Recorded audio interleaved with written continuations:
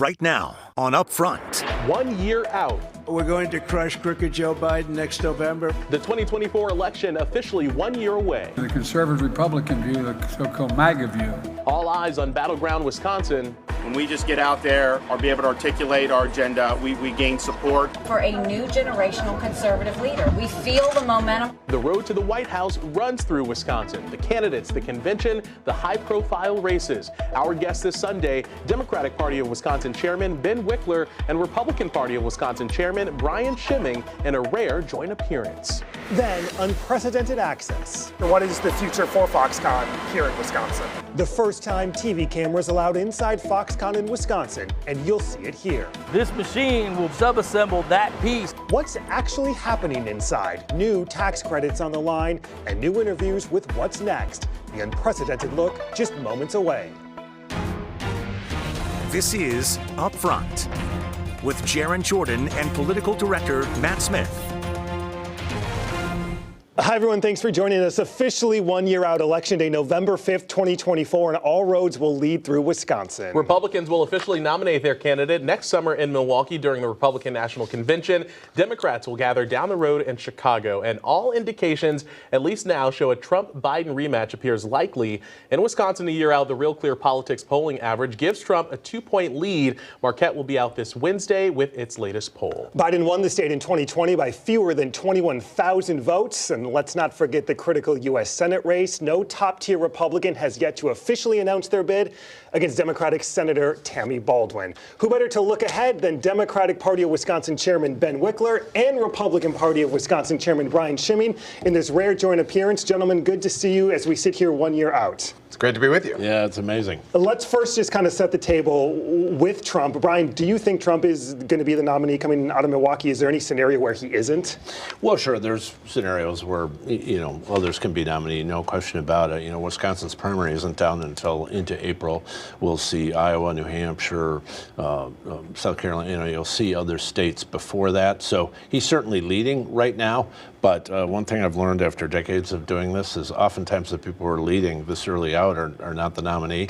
So he's in a strong position right now, but we'll see. Do you want Trump to be the nominee? Whichever Republican candidate wins the primary, it's either MAGA warmed over or MAGA 2.0. They're all running on the same extremist platform, and that, I think, makes all of them really significantly at a disadvantage going into 24. Let's talk about here in Wisconsin. I'm curious, 1 year out, what keeps both of you up at night when you look at your counterpart in terms of what they're doing and how they're operating? Brian, I'll start with you. For me, I've been saying the whole time, Wisconsin next year is not one of 50 states. We're one of 5. The truth of the matter is the road, and I think we would agree on this, the road to the White House runs through Wisconsin. So I think what may keep Ben up at night, if he doesn't admit it, is that the polling in the most recent polling in all the swing states shows Trump either ahead or tied, and that over 70% of Democrats don't want Joe Biden to run again. So they have an enthusiasm gap problem. We see it on the Marquette poll. We see it on the other polls, that after tens of millions of dollars of spending by the Biden campaign in just the last couple of months, he's actually numerically getting worse in the polling, including here in Wisconsin. So Republicans feel pretty good about where we are. Is that what keeps you up at night? Well, I love Republicans feeling like they've got it in the bag and taking it for granted. That's, I think, that's great news to hear. For Democrats, our job is to always lose sleep over the fact that we are the home of the nail biter. We're the 1 percentage point margin state, often a fraction of 1 percentage point. So this weekend, we're launching 425 door-to-door canvases across the state in 115 municipalities. We're talking to people now. We're finding folks and making sure that they know that this is a choice election between extremism and MAGA chaos and Speaker Mike Johnson, who wants to roll us back to the 19th century, and Trump and all he represents, or President Biden, Vice President Harris, Tammy Baldwin, Democrats who deliver for people and fight for American freedom. What is that ground game going to look like, and is it going to differ from what we saw in 2020, even 2022? So the core idea is that Democrats don't take any voter for granted, and they don't take any voter off the table. We're going to be organizing in deep red rural areas and in the brightest blue spots across the state, across generation, geography, race, ethnicity, tribe. every Wisconsinite, we want to make sure here's our message. And most Wisconsinites are doing better financially now than they were 4 years ago under Trump. People's net worth has improved. Most governors across the state, including Governor Evers, are popular. The key thing we need to do is cut through Republican propaganda about the national picture and how President Biden's policies have delivered for folks, while also making clear that if you want to make your own decisions about your own body, if you want to make sure your vote is respected and it's not overturned through a Trump insurrection or a Robin Vos impeachment, that you can actually count on Democrats to fight for your freedom. And that's a message that we know wins at the ballot box, as it has for the last 4 years. It has been our message. It worked in 2020, 2022, and 2023. How important is early voting for Republicans? Is that something that is a challenge heading into 2024?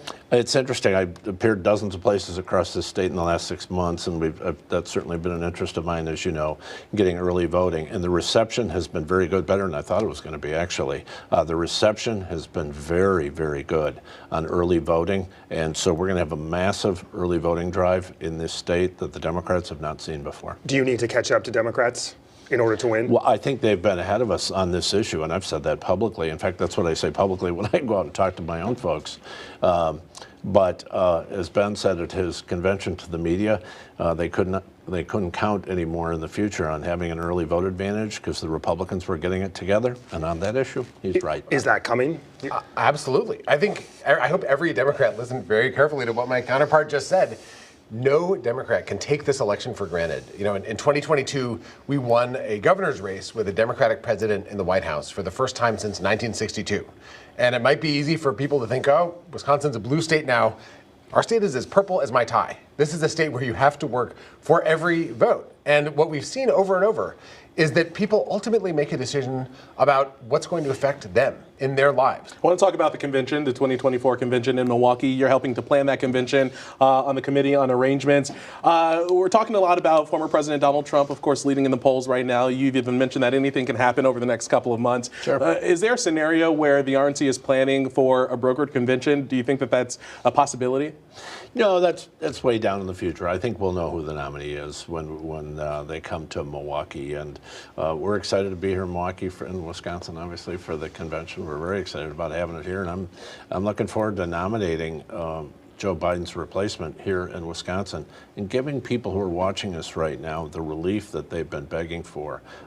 They unfortunately got taken in, a lot of folks, by the Biden lie in the election 4 years ago. It hasn't been for working people. They're all suffering, and we'll have the ability to contrast against Joe Biden right here a couple of miles from here. And clearly you see in the polling that you see all over the state. We hear it at the doors. I hear it at caucuses. I hear it at events I speak at across the state, service clubs. People want the alternative to Joe Biden. You see it in literally every single poll out there. Okay, on the flip side of that, when we look at the Democrats and they're nominating in Chicago next summer, Minnesota Representative Dean Phillips has now entered the race. Marianne Williamson is also a candidate for the Democrats. Why shouldn't Democrats have a primary? President Biden has been a tremendous success. President Biden is working every day to deliver for folks, and Democrats have President Biden's back. Does it worry you that Representative Phillips has entered the race and what that shows about enthusiasm in the Democratic Party? I think Representative Phillips is entitled to make his own decisions, as anybody is, but that doesn't mean that someone who people or maybe are learning about for the first time at this very moment as we discuss him is a major factor in the presidential election. A couple other quick things, and you can both jump in here as we wrap up. U.S. Senate race, how close do you anticipate this is going to be, and when is a Republican going to get in the race? I think you'll see a little more definite idea who, we've got a couple candidates already, of course, great candidates. I think you'll see other things happen in the next 30 to 60 days. Potential candidates. The fact of the matter is Tammy Baldwin's vulnerable. She's a 95% vote with Joe Biden, which in this state, as we've seen with every single poll, that is not particularly helpful. Every time I hear some business about, I'm not sure if folks can beat Tammy Baldwin, I say, have you seen U.S. Senator Russ Feingold around lately? Because Russ Feingold was in better shape from polling perspective when he ran both times than Tammy Baldwin is right now. So I hope the Democrats are overconfident about Tammy Baldwin, because there's not a reason to be. How difficult is this campaign going to be? Tammy Baldwin knows you have to work in every corner of Wisconsin to show up for people. She has a voting record, as you mentioned her voting record, a voting record of driving down the cost of insulin for seniors on Medicare to $35, being the foremost champion of Buy America policies in the U.S. Senate, ensuring years ago that young people could get on their parents' health insurance until age 26. That is a very strong package. At the same time, this is Wisconsin. And last year's Senate election was a 1 percentage point margin matter. So Tammy Baldwin and all who support her are not taking this for granted by any means, even though the most compelling Republicans all shied away from actually challenging her in this election campaign. We could continue this for hours, but at this point, we will take a pause. We hope you will come back before 1 year out. Brian Chimming, Chair of the Republican Party of Wisconsin, Ben Wickler, Democratic Party of Wisconsin. Gentlemen, thank you. Thanks so much. Up next, an unprecedented look inside Foxconn for the first time ever. Our tour, the tax credits on the line, and the new interviews next. There's been a lot of mystery about what is actually in this building.